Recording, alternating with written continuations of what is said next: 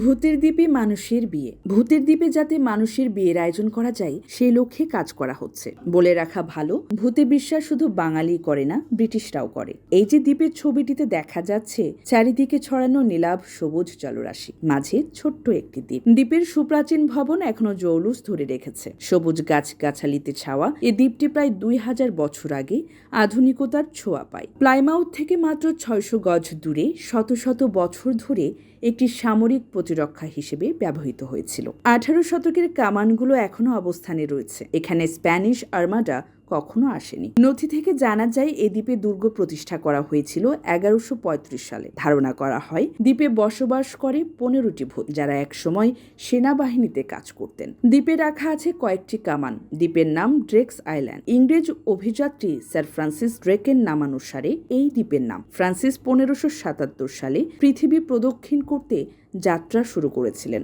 এটি ইংল্যান্ডের ডেভন উপকূলে অবস্থিত। দ্বীপটি রয়েছে নিজস্ব সৈকত। দুর্গ ভেঙে এখানে গড়ে উঠবে বিলাসবহুল হোটেল। দ্বীপের মালিক এরই মধ্যে অনুমতিও পেয়ে গেছেন। দ্বীপের মালিক স্থানীয় ব্যবসায়ী মার্গান ফিলিপস 2019 সালে 77,30,000 মার্কিন ডলারে এটি ক্রয় করেন। নৌকায় ড্রেকস আইল্যান্ডে যেতে সময় লাগে মাত্র 10 মিনিট। যদিও বিক্রির জন্য দ্বীপটির কোনো মূল্য নির্ধারণ করা হয়নি। প্রাথমিকভাবে ধারণা করা হচ্ছে এই দ্বীপ সংস্কার করতে প্রায় $3,22,00,000 খরচ করতে হবে। দ্বীপটি বিক্রির দায়িত্বে রয়েছেন যুক্তরাজ্যের প্রভাবশালী property consultancy and estate agent Carter জোনাসের আলী রানা। শুরুতেই দ্বীপের 15 জন ভূত নিয়ে কথা হচ্ছিল। এরা আসলে সবাই সাবেক সেনা সদস্য। তারা ছিলেন ব্রিটিশ সেনা। দ্বীপের মালিক মনে করেন তারা যখন জীবিত ছিলেন তখনও সুরক্ষা নিশ্চিত করার লক্ষ্যে কাজ করেছেন, এখনও তাই করে যাচ্ছেন। তিনি নাকি সেখানে এমন কিছু দেখেছেনও। তিনি মনে করেন তারা আছেন, তবে এ নিয়ে কোনো ব্যাখ্যা তিনি দিতে পারবেন না। রানা জানিয়েছেন